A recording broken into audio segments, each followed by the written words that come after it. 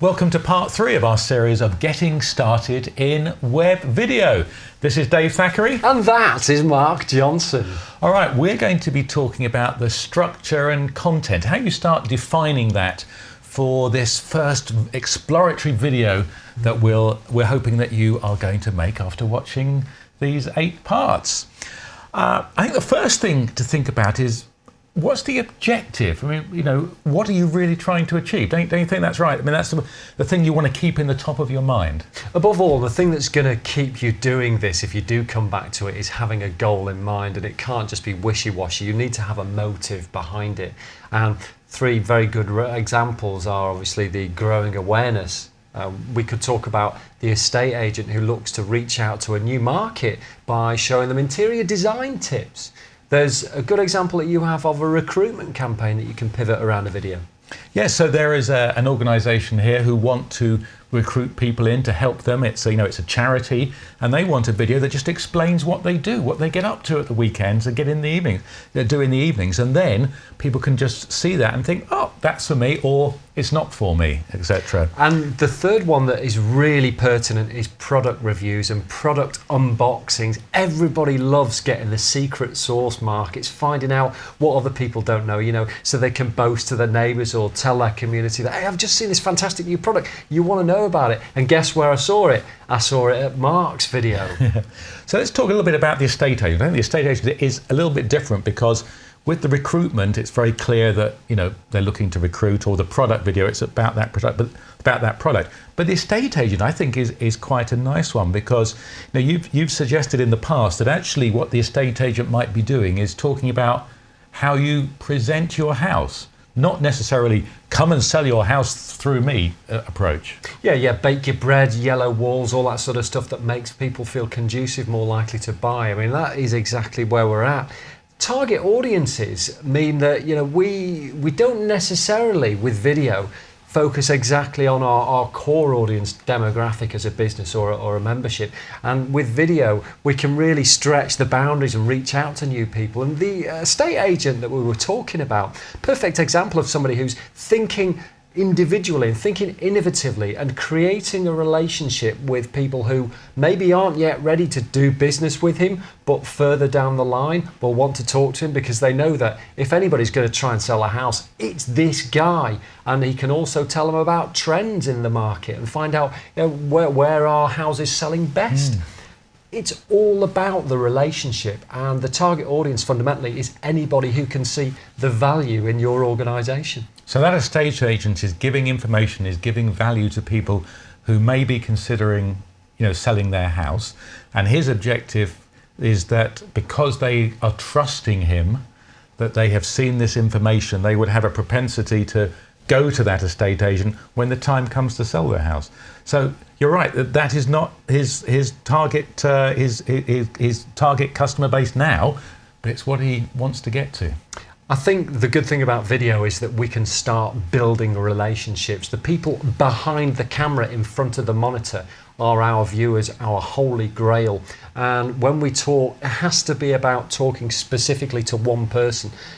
Pre-qualifying is a great example of where video works very, very well. Is if you were, and keep coming back to the estate agent, because like you say, it's a good example, but if you wanted to find people who are going to walk through your doors, who want to do business with you, if you create some sort of rapport with them in video form, by the time they come through your doors, they know you. They feel like they've been there before, and it's a fantastic way. You just cannot replicate or emulate, not even a word, emulate that relationship unless you do it face to face. And with customers and members being spread all around the world these days, there's perhaps no greater way than to bring that relationship to life than by face-to-face through the art of video. Pre-qualification is a good point, because not only do you then hope that when the customers walk through your door or they phone you up, they have a better understanding, so they are interested in what you have to offer.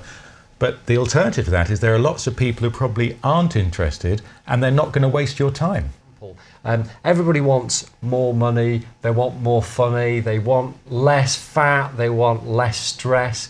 So we talk about the value. The pre-qualification is one thing, but we have to be absolutely fundamentally focused on why should the viewer be involved in our video. Why should they get involved? Because it doesn't make a single jot of difference if you're making great video. You have to understand what the people at the other side of the camera want, and so focus on the important stuff that matters to your target audience and blend that into the ideas for the topics, the themes that you've got in mind, and make it work. So we've thought about our objectives, we've thought a little bit about our audience, who we're trying to get to. So how do we start mapping that out into an outline for our video?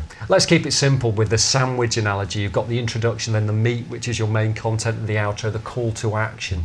So 2 ways of looking at it. First of all, just whack yourself open a notepad document or a Google document, as we tend to use these days. Fabulous for collaborating as well. Let's just put in there the name of the show. So what is it you want to try and communicate today? Very simple, single line, get it in there. And then the next thing should be the master theme, if you like, the one thing that you want the show to really document, to pivot on. And within that, 3 sub-elements. So think about it as an ordered list. I'm talking about the geek style, you know, writing HTML code.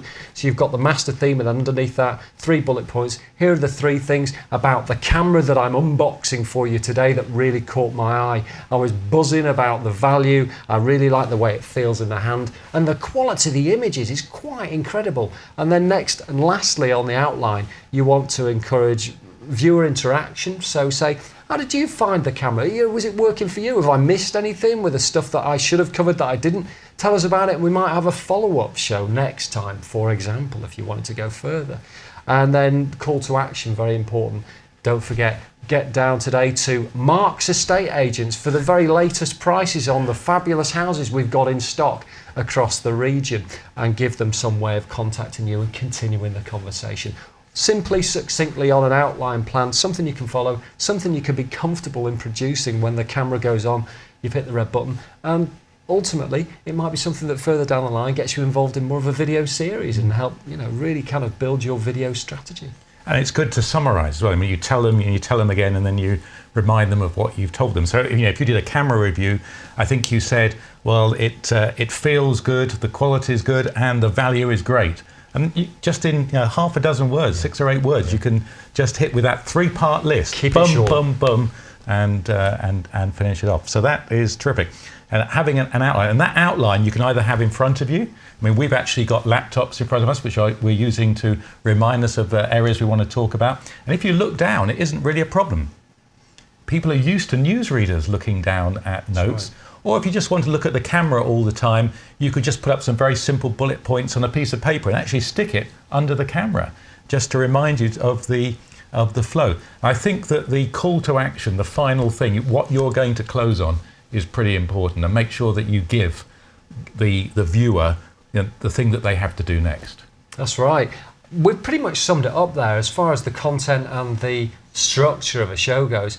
It's bulletproof. People see stories like this on the TV all the time, and you can gain a lot from watching programs on the television, things like segments and stuff, if you want to sort of go and, you know, do things a bit more complicated. But fundamentally, you are telling a story, and that's the essence of a good video. So, in summary then, keep focused on your objective, have a written outline, know what you're going to talk and that you're comfortable with it. Make sure that your closing call to action is defined.